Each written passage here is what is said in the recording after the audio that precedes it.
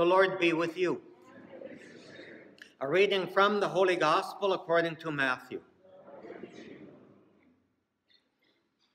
Jesus said to his disciples, "As it was in the days of Noah, so it will be at the coming of the Son of Man. In those days before the flood, they were eating and drinking, marrying and giving in marriage, up to the day that Noah entered the ark.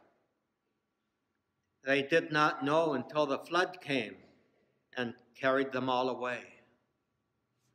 So it will be at the coming of the Son of Man.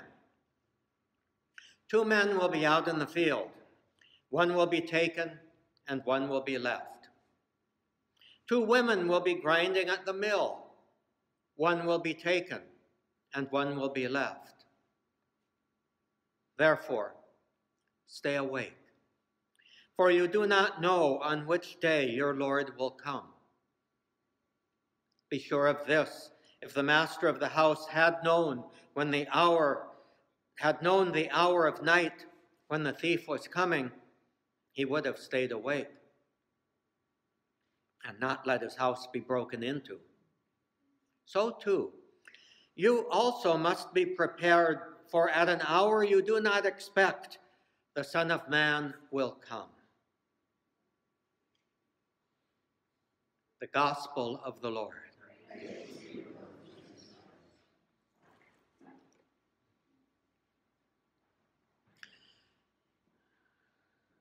This year, as we begin Advent, we kind of wonder if this gospel really is good news.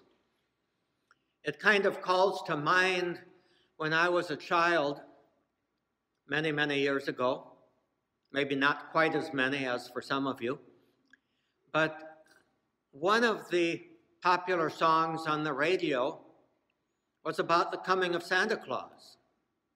Santa Claus is coming to town. And I think I, with probably many of my contemporaries, was absolutely scared to death by that song.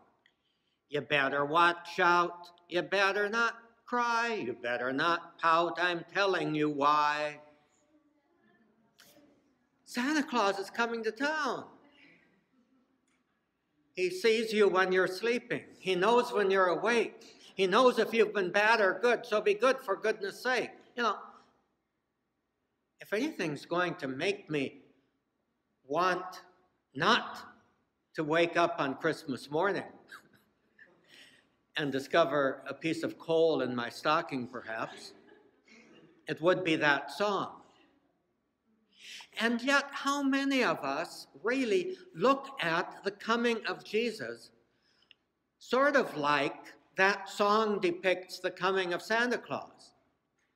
This is supposed to be a joyful, happy, even carefree time of eager anticipation for something absolutely wonderful. And what do we make of it? Well, somebody asked me this morning, "Well, Father, what are you giving up for Advent?" Well, actually, Advent isn't a time for giving up. Advent is a time for doing what our opening prayer, did you notice that? What our opening prayer says that we are doing. We're asking God to give us the resolve to run forth to meet Christ, to run joyfully. Now, when was the last time you or I ran? I think for me it was probably about 10 years ago, maybe more. I walk quite a bit, as everybody knows. I even try to walk briskly, and I try to walk cheerfully and joyfully. But my running days are definitely over. Nonetheless, we can run in our hearts. And so what we ask today is the joy or the grace to run joyfully in our hearts. And what are we running towards? The first reading from the beginning of Isaiah tells us that. We are running towards the house of God, the mountain of God. We're actually running uphill, but we're running in eager anticipation for what we will find at the top. Because at the top we will find the stable with the manger and the little baby in it. And that baby is Emmanuel.